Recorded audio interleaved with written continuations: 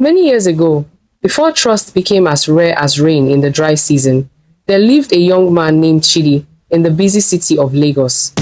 Chidi was the kind of person who still believed that good things happen to good people. He had a smile that could light up a room and a heart softer than fresh bread from the bakery. Chidi worked as an accountant in a big company, not the kind that makes you a millionaire, but the kind that pays your rent, feeds you well, and lets you send money home to your people in the village. He lived in a decent two-bedroom flat in Ikeja with his younger sister, Amara. That girl, eh? Amara was studying medicine at the University of Lagos, and their mother back in the village would not stop bragging about her to anyone with ears. Chidi had this habit of always helping people. If you needed money for transport, Chidi would give. If you needed someone to talk to your boss for you, Chidi would talk. His friends would tease him, saying, Chidi, your goodness will put you in trouble one day. He would just laugh and say, God forbid bad thing.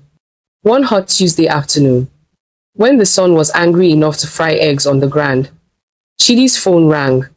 The number was not saved, but something told him to pick it. Hello? Chidi, my guy, Name Tunde. See, if memories were food, this one would be jollof rice from childhood sweet but far away. Tunde and Chidi grew up together in their village, Umweze. They attended the same primary school, played football in the dusty field behind the church, and made promises under the pawpaw tree that they would help each other when they grew up.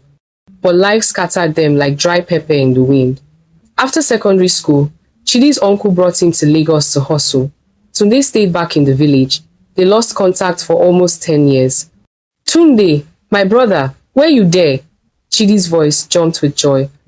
What followed was a story that would make even a stone feel sorry. Tunde explained how things in the village had become harder than yesterday's Gary. No work, no money. His mother was sick. The small farm they had could not even feed a chicken properly. He had heard that Chidi was doing well in Lagos, and he wanted to ask, just ask, oh, if maybe, possibly, if it's not too much trouble, Chidi could help him come to the city to find work. Chidi didn't think twice. Pack your things. Come next week. I will send you transport money. We grew up together, Abby. What are brothers for? That was Chidi's first mistake. Not because helping is wrong, but because he forgot to check if the Tunde he knew was still the same Tunde calling him. The following Saturday, Tunde arrived at Ojota Park with one small Ghana must-go bag that had seen better days and a smile wider than the third mainland bridge. My guy, they hugged like long-lost twins. Tunde had changed though. His eyes had this look like a hungry dog watching someone eat meat, but Chidi was too happy to notice. He was already making plans in his head, help Tunde find work, maybe teach him some computer skills, introduce him to people. That's what brothers do, Abby. Chidi gave Tunde the second room in his flat. Amara wasn't too happy about it at first. Brother, you don't even know this man anymore, she said that first evening as they washed plates in the kitchen. 10 years is a long time. People change. Amara, don't be like that. Tunde is like my blood brother. We made promises. Amara looked at her brother with those wise eyes that seemed older than her 22 years. Brother, promises are like morning mist. They disappear when the sun gets hot. But Chidi waved her off. He was determined to be a good friend. For the first month, everything seemed fine. Chidi used his connections to get Tunde a job as a sales boy in a phone shop in Computer Village. Not a big job, but it was a start. Tunde seemed grateful, always saying, "Thank you, my guy, and God bless you." Amara would cook for all of them, jollof rice, egusi soup, fried plantain. She treated Tunde like family, even though something in her spirit kept whispering warnings. You know how your body sometimes knows things before your brain catches up? That was Amara's situation. Meanwhile, Tunde was making friends outside. The kind of friends who wear big chains but live in one room. The kind who drive flashy cars but cannot explain where the money comes from. The kind whose laughter sounds like trouble cooking in a pot. Chidi noticed but said nothing. He thought, maybe Tunde is just trying to fit into Lagos life. As months rolled by, Tunde started coming home late, very late. Sometimes smelling like expensive perfume and alcohol. Sometimes with bloodshot eyes and money that seemed too much for a sales boy's salary.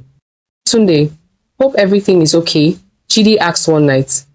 Everything is fine, my guy. Just small hustle here and there. You know how Lagos is. If you no hustle, you no go chop. That answer should have been a red flag bigger than the one at the National Stadium. But Chidi's good heart made him blind. See, what Chidi didn't know was that Tunde had fallen into a very dark business. He had joined a group of criminals who specialized in something so wicked, so evil, that even mentioning it makes your blood run cold. They harvest organs. Yes, you heard correctly. These people would kidnap innocent citizens, remove their kidneys, livers, hearts, whatever rich people needed, and sell them for millions of naira. It was a business that turned human beings into spare parts. Tunde had been scouting for them, identifying targets, providing information, and the payments, enough money to make a poor village boy forget that he ever had a conscience. One evening, as Tunde sat in their sitting room, pretending to watch television, his eyes kept following Amara. She was young, healthy, a medical student, which meant her organs would be perfect. She was also always home alone when Chidi was at work. The thing about evil is that it starts small, like a tiny crack in a wall. First, Tunde told himself he would never betray Chidi. Then he told himself that maybe, just maybe, if the price was right. Then he told himself that Chidi would eventually get over it. That's how wickedness grows, one excuse at a time. Tunde's criminal friends put pressure on him. You've been eating with us, but you haven't brought anything to the table. We need a clean target. Young, healthy. You said your friend's sister is a medical student. That's one. No, I can't do that to Chidi. Oh, so Chidi is bigger than money? You want to remain poor because of friendship? See this one, oh. They laughed at him, mocked him, called him a coward, and then they showed him the money, 5 million naira, just for information, just for making sure she's home alone, just for leaving the door unlocked. 5 million naira to a man who was earning 30,000 a month? That money looked like heaven and hell mixed together. Tunde struggled with his conscience for 3 days. He couldn't sleep, he couldn't eat. But greed is a stubborn visitor. Once it enters your heart, it rearranges all your furniture. On the 4th day, he made his decision. He sold his soul for 5 million naira. It was on Wednesday. Chidi had an important meeting at work that would keep him there until evening. Amara had classes in the morning, but planned to come home early to study for her exams. Tunde knew all of this. He had been paying attention to their schedule like a thief studying a house before breaking in. That morning, he pretended to go to work as usual. I'm going, oh, see you people later, he said with a smile that would have won an Oscar for best fake performance. Amara was in her room, books scattered on her bed, earphones in her ears, practicing how to pronounce medical terms. She didn't hear when the main door opened quietly. She didn't hear when 3 men entered the flat like shadows. By the time she sensed something was wrong and removed her earphones, a hand had already covered her mouth. She tried to scream, she tried to fight, but these men were professionals. They had done this before. Within minutes, Amara was wrapped in a blanket and carried out of the flat like a bundle of clothes. The neighbors who were home thought they were moving furniture. In Lagos, people mind their business. If it doesn't concern you, don't look. When Chidi came home that evening, whistling a happy tune and carrying fried chicken for dinner, he found the door unlocked. Strange. Amara always locked the door. Amara, I bought chicken, oh. Silence. Amara. More silence. But this one was different. It was the kind of silence that makes your heart beat faster without knowing why. He checked her room. Her phone was on the bed. Her bag was there. Her shoes were by the door. Everything was there except Amara. Panic began to spread in his chest, like fire in a dry field. He called her number. It rang in the room, playing her favorite song, Burna Boy's Last Last. He called her friends. Nobody had seen her. He called the school. She had attended morning classes but left around noon. By 8 p.m., Chidi was at the police station, shaking like a leaf in the wind. My sister is missing. She was home this afternoon. Now she's gone. The police officer looked at him with tired eyes. How old is she? 22. Maybe she went to see her boyfriend. My sister doesn't have a boyfriend, and she would never leave without her phone. Calm down. These young girls of nowadays. Officer, please. Something is wrong. I can feel it. They took his statements. They promised to investigate. But Chidi knew Nigerian police. When you're not a big person, your case moves slower than a snail with a broken shell. For 5 days, Chidi searched like a madman. He printed posters with Amara's picture. He posted on Facebook, Twitter, Instagram. He went to churches, mosques, everywhere, begging people to pray. Tunde was there beside him, pretending to search too, pretending to be worried. If acting were a crime, Tunde would be serving life imprisonment. But see, the thing about wickedness is that it always leaves traces, like a snake crawling through sand. One of Tunde's criminal friends got arrested for a different crime. Under pressure from police, the kind of pressure that involves slaps and no food, he started confessing everything. He mentioned names, locations, recent operations. He mentioned Amara. When the police came to arrest Tunde, Chidi was home. He watched, confused, as they put handcuffs on his childhood friend. What is going on? Officer, there must be a mistake. The senior officer looked at Chidi with sad eyes. I'm sorry to tell you this. Your friend here is involved in your sister's disappearance. The world stopped spinning. The sounds around Chidi became muffled, like he was underwater. He looked at Tunde, waiting for him to laugh and say it was a joke, a terrible joke. But Tunde's eyes told a different story. They were the eyes of a man who had been caught. Tunde? Chidi's voice was barely a whisper. Tell them it's a lie. Tell them. Tunde looked down. He couldn't face Chidi. His silence was louder than any confession. Tell them it's a lie. Chidi lunged at him, but the police held him back. At the police station, under interrogation, Tunde confessed everything. How he had joined the organ harvesting gang. How he had given them information about Amara. How he had left the door unlocked. How he had collected 5 million naira. The police managed to track down the location where they had taken Amara, an abandoned factory in a forgotten part of Lagos. But they were too late. By the time they arrived, the operation was complete. Amara was found, but she was gone. The criminals had taken what they wanted and left her body like trash. When Chidi heard this news, something broke inside him that could never be repaired. He didn't cry. He didn't shout. He just stood there, staring at nothing, like a statue that had forgotten it was once human. His mother traveled from the village for the burial. The woman cried so much that people feared she would follow her daughter to the grave. In the village, they whispered that some friendships are cursed, that some help opens doors for devils to enter. Tunde's case went to court.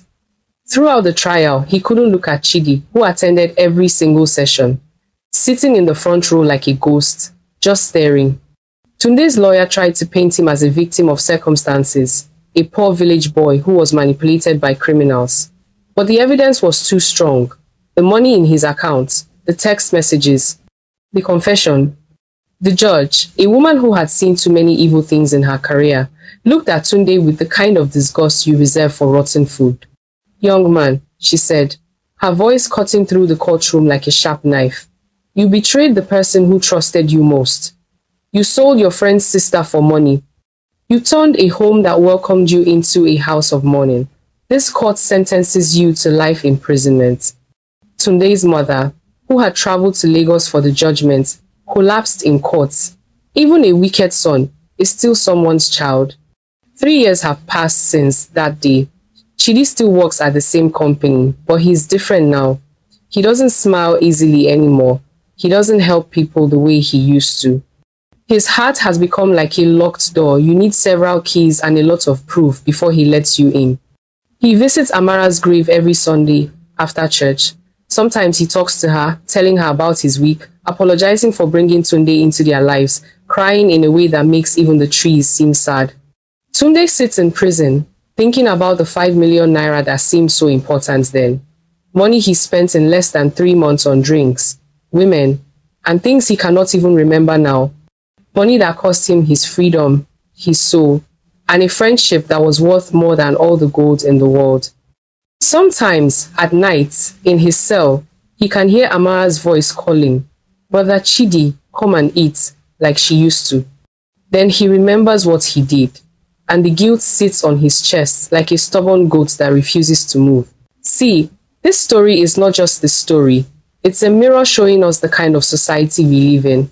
A place where poverty can turn people into monsters, where greed makes brothers betray brothers, where trust has become more expensive than gold. But the lesson here is not to stop helping people completely. No, no, no. The lesson is to watch carefully, to pray for wisdom, to remember that not everyone who smiles at you has your best interest in their hearts. If someone calls you after 10 years asking for help, ask questions. If someone's lifestyle doesn't match their salary, ask questions. If your spirit is uncomfortable about someone, listen to that small voice. It might be God or your ancestors trying to protect you.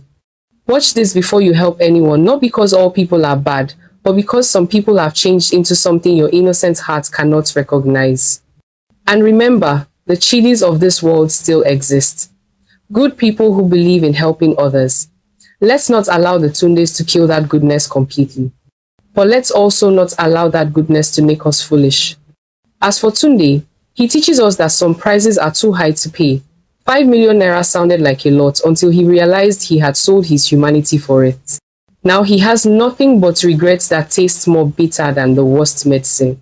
Amara's life was cut short because someone she treated like family valued money more than her life. Her story reminds us that evil doesn't always come from strangers. Sometimes it wears familiar faces and eats at your table before striking. This is why our elders say, not all the people who eat with you wish you well. Some are just studying your plate to know what to poison. Watch this before you help anyone. Not to make you wicked, but to make you wise. What lessons did you learn from this story? If this story touched your heart, please give it a thumbs up, share it with your friends, and don't forget to subscribe for more amazing stories about love, family, and life lessons. Hit that notification bell so you never miss our latest uploads. Thank you for watching.